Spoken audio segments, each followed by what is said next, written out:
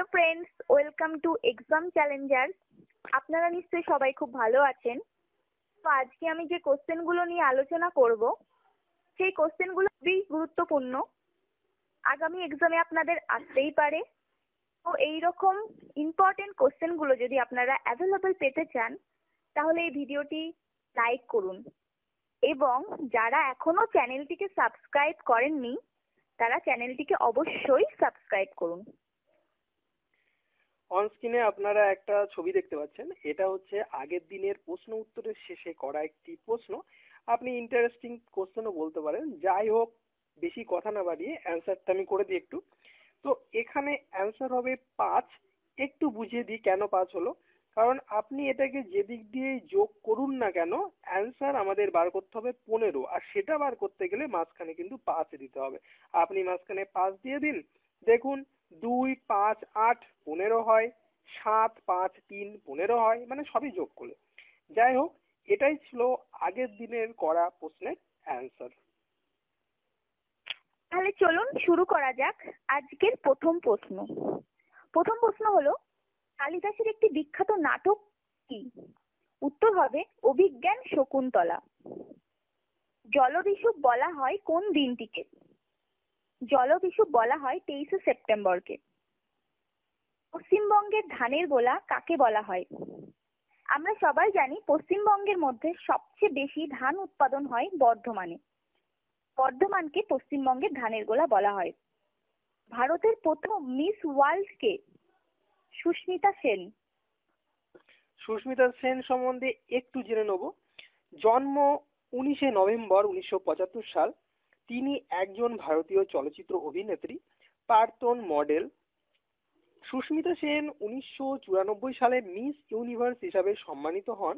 তার বাবা সুবীর সেন ভারতীয় বিমান বাহিনীর একজন প্রাক্তন উইং কমান্ডার ছিলেন এবং মা শুভ্রা সেন অলংকার ডিজাইনার এবং দুবাই ভিত্তিক একটি দোকানের মালিক। প্রধানমন্ত্রী কততম? উত্তর হবে 14তম। কোন দেশকে বজ্রপাতের দেশ বলা হয়? উত্তর হবে ভুটান। ভুটানকে বজ্রপাতের দেশ বলা হয় এই কারণেই, কারণ ভুটানে প্রবল পরিমাণে বজ্রবিদ্যুৎ সহ বৃষ্টিপাত লেগেই থাকে। সেই জন্য ওই দেশের নাম হয়ে গেছে বজ্রপাতের দেশ। নেক্সট কোশ্চেন, ভারতের পার্লামেন্ট কোথায় অবস্থিত? হবে দিল্লি। সাপে নেউলে বাগধারাটির অর্থ কি? উত্তর হবে শত্রুতা। এক কথায় প্রকাশ। খ ড্যাশ পরে যে হবে পেচর। ভূত শব্দের স্ত্রীলিঙ্গ কোনটি? হবে পেতনি। নিম্নলিখিত রাজ্যগুলির মধ্যে কোন রাজ্যের উপকূল করমণ্ডল উপকূল নামে পরিচিত? হবে তামিলনাড়ু। রবি ঠাকুরের ছদ্মনাম কি? উত্তর হবে দিকশূন্য ভট্টাচার্য। হিং হলো এক প্রকার। হিং হচ্ছে এক প্রকারের খড়িত পদার্থ, যেটা হচ্ছে আপনার কোনো গাছের থেকে খড়িত হয়। তো হিং সম্বন্ধে একটু জেনে নেব।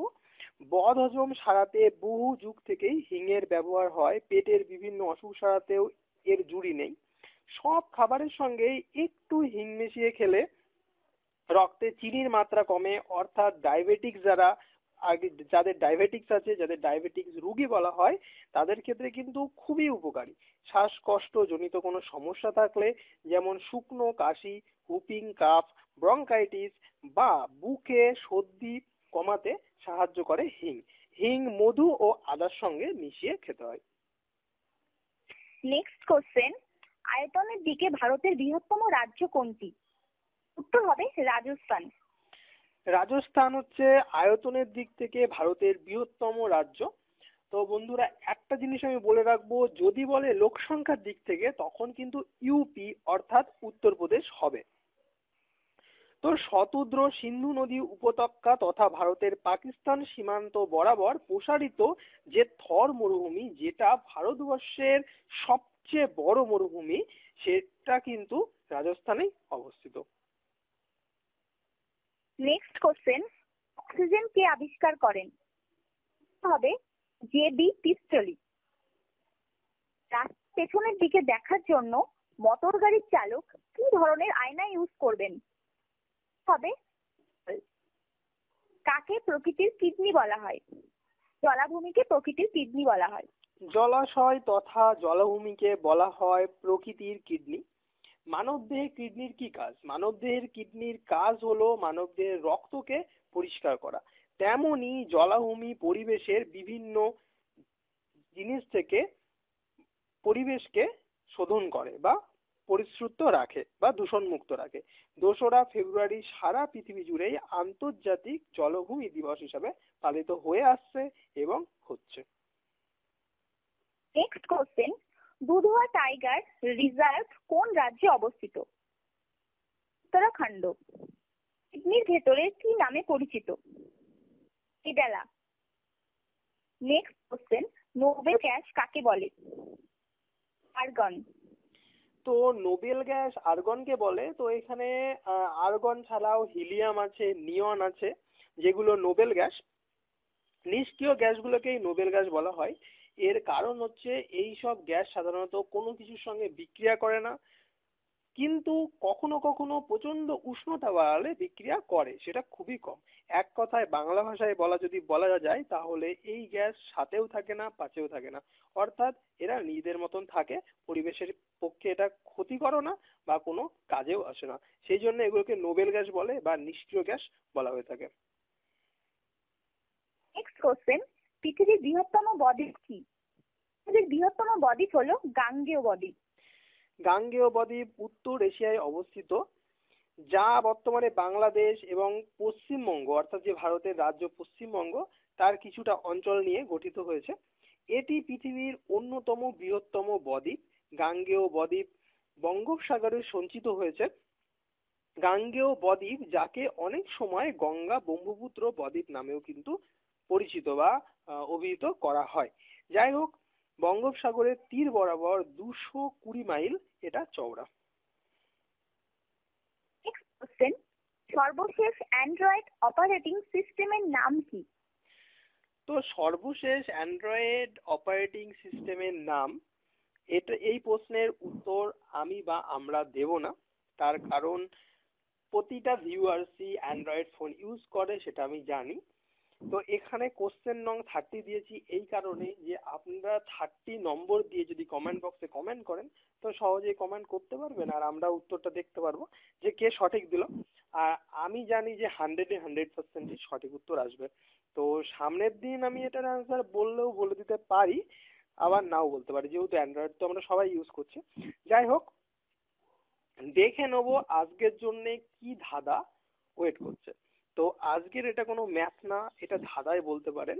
আর নিজের বুদ্ধিকে একটু বাড়ানোর জন্য আর কি এটা দেয়া। যাই হোক, আমি পড়ে দেবো, একবার মতনই পড়ে দেবো, তারপরে স্ক্রিনটা কিছুক্ষণ আমি দাঁড় করিয়ে রেখে দেবো। তার কারণ হচ্ছে এটা আপনারা পড়বেন এবং অ্যান্সার দেবেন কমেন্ট বক্সে। এক কিশোরী কিছুদিন হলো গাড়ি চালাতে শিখেছে। তো কি হলো, একদিন সে একটি একমুখ অর্থাৎ ওয়ান ওয়ে মানে আপনারা বোঝেন যেদিক দিয়ে শুধু গাড়ি যায় আসে না, বা যেদিক দিয়ে শুধু গাড়ি আসে যায় না, তো সেই রাস্তা দিয়ে যাচ্ছিল কিন্তু উল্টো দিক দিয়ে। সেই রাস্তায় কিন্তু দারুণ কড়াকড়ি, রাস্তার উল্টো দিক দিয়ে গেলেই পুলিশ এসে ধরে, কিন্তু এক্ষেত্রে মেয়েটাকে কোনো পুলিশ কিছুই বললো না বা ধরলো না। কেন তা কমেন্ট বক্সে আপনারা জানিয়ে দিন। তো খুবই মজার ধাঁধা এটা। তো আপনারা, আমি চাইবো যে সবই সঠিক উত্তর আসুক, তো আপনারা কমেন্ট করুন। যাই হোক, আজকে এই পর্যন্তই ছিল। ভিডিওটি দেখার জন্য ধন্যবাদ।